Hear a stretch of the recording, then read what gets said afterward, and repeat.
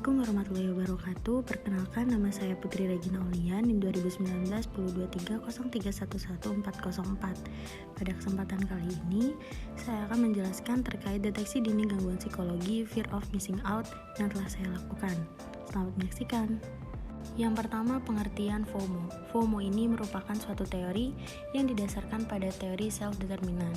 Secara teoritis, Ziblisky dan kawan-kawan tahun 2013 mendefinisikan bahwa fear of missing out merupakan ketakutan akan kehilangan momen berharga individu atau kelompok lain di mana individu tersebut tidak dapat hadir di dalamnya dan ditandai dengan keinginan untuk tetap terus terhubung dengan apa yang orang lain lakukan melalui internet atau dunia maya.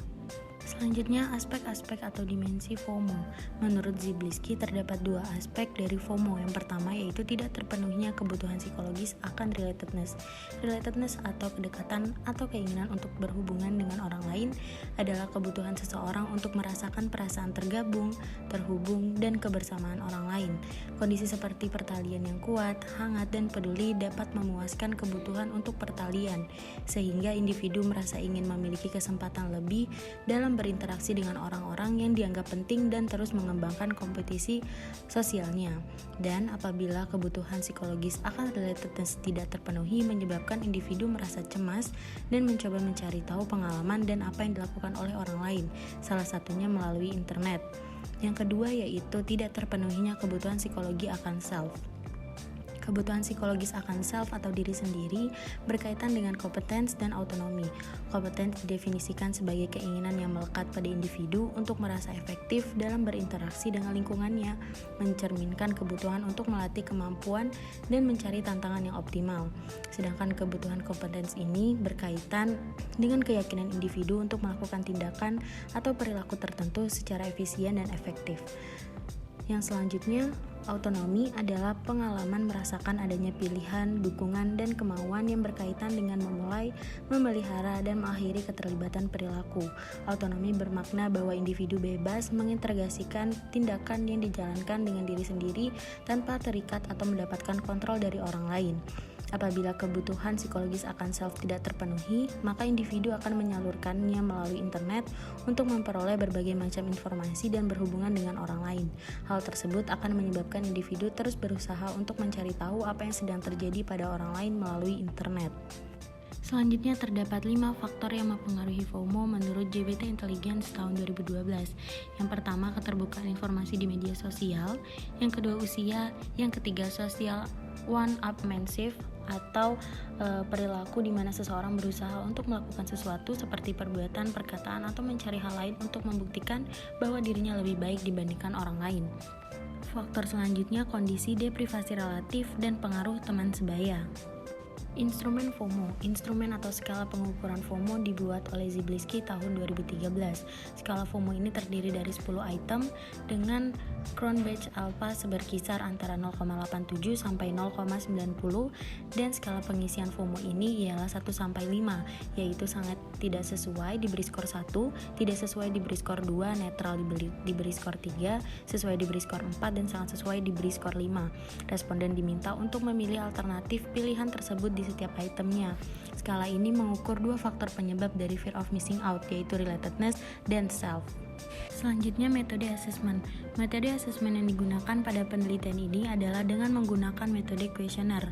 Dengan menggunakan metode kuesioner ini, penulis melakukan penelitian untuk dapat mengetahui gambaran tingkat dari FOMO pada subjek. Kuesioner yang digunakan pada penelitian ini adalah skala FOMO yang diadaptasi dari penelitian Muhammad Gilang Santika pada tahun 2015 dalam Sodik 2020. Skala FOMO yang digunakan dibuat oleh Ziblisky pada tahun 2013 yang terdiri dari 10 item bahasa Indonesia yang telah divalidasi isi dan dirubah redaksionalnya setelah pelaksanaan uji coba dengan reliabilitas sebesar 0,74 atau reliable. Jawaban skala terdiri dari 5 pilihan yang disusun dalam bentuk skala Likert. Berikut norma penilaian FOMO yang dilakukan atau digunakan oleh Muhammad Gilang Santika pada tahun 2015. Apabila subjek mendapatkan skor lebih besar atau sama dengan 39, maka ia termasuk dalam kategori FOMO sangat tinggi. Apabila mendapatkan skor 33-38, termasuk kategori tinggi, 26-32 kategori sedang, 20-25 kategori rendah, dan di bawah 20, ia merupakan kategori FOMO dengan sangat rendah. Selanjutnya hasil asesmen yaitu deskripsi subjek. Berdasarkan tabel yang sudah saya buat, dapat disimpulkan bahwa total keseluruhan yang menjawab kuesioner yang disebarkan sebanyak 60 subjek. Dari 60 subjek ini terdapat 24 yang mengisi kuesioner memiliki jenis kelamin laki-laki dan sisanya yaitu 36 subjek berjenis kelamin perempuan. Usia subjek pada penelitian ini dimulai dari 19 sampai 22 tahun dengan jumlah usia 19 tahun yaitu 15 subjek, usia 20 tahun 17 subjek, usia 21 tahun 18 orang, dan usia 22 tahun 10 orang. Selanjutnya hasil asesmen deskripsi data. Berdasarkan tabel yang sudah dibuat dapat disimpulkan bahwa dari keseluruhan total subjek sebanyak 60 orang, subjek yang memiliki kategori sangat rendah sebanyak 33 orang, subjek dengan kategori rendah berjumlah 18 orang, kategori sedang sebanyak 4, kategori tinggi 5, dan tidak ada subjek yang masuk dalam kategori sangat tinggi. Selanjutnya hasil asesmen deskripsi aspek 1. Dapat disimpulkan bahwasannya hanya sedikit yang mendapat skor dengan kategori nilai sangat tinggi pada aspek tidak terpenuhinya akan relatedness ini, yaitu 3 subjek pada kategori sangat tinggi dan 1 dengan kategori tinggi. Pada aspek ini kategori sangat rendah didominasi oleh subjek yaitu berjumlah 38 dari 60 subjek. Kemudian sisanya beberapa subjek mendapatkan skor rendah yaitu 14 orang dan skor sedang berjumlah 4 subjek. Selanjutnya, pada aspek kedua, kategori yang mendominasi adalah sedang dengan jumlah 32 subjek. Subjek yang mendapatkan kategori sangat tinggi hanya ada 1 orang dan mendapatkan kategori tinggi sebanyak 10 orang yang mana sedikit lebih banyak dibandingkan pada analisis data aspek 1 atau tidak terpenuhinya akan kebutuhan relatedness di atas. Sisanya sebanyak 1 subjek mendapatkan skor rendah dan 16 subjek dengan kategori sangat rendah. Selanjutnya analisa data. Berdasarkan grafik tersebut dapat disimpulkan bahwa dari keseluruhan total subjek sebanyak 60, subjek yang memiliki kategori sangat rendah sebanyak 33 orang atau 55%, subjek dengan kategori rendah berjumlah 18 orang atau 30%, kategori sedang sebanyak 4 atau 6,6%, kategori tinggi 5 atau 8,3%, dan tidak ada subjek yang masuk dalam kategori sangat tinggi atau 0%. Berdasarkan gambar tersebut, pada aspek 1 yaitu tidak terpenuhinya psikologis akan relatedness, subjek yang termasuk dalam kategori sangat rendah sebanyak 38 orang atau 63,3%, subjek yang termasuk dalam kategori rendah sebanyak 14 orang atau 23,3%, subjek yang termasuk dalam kategori sedang sebanyak 4 atau 6,7%, dan kategori tinggi sebanyak 1 orang atau 1,7%, dan terakhir sangat tinggi sebanyak 3 orang atau 5%.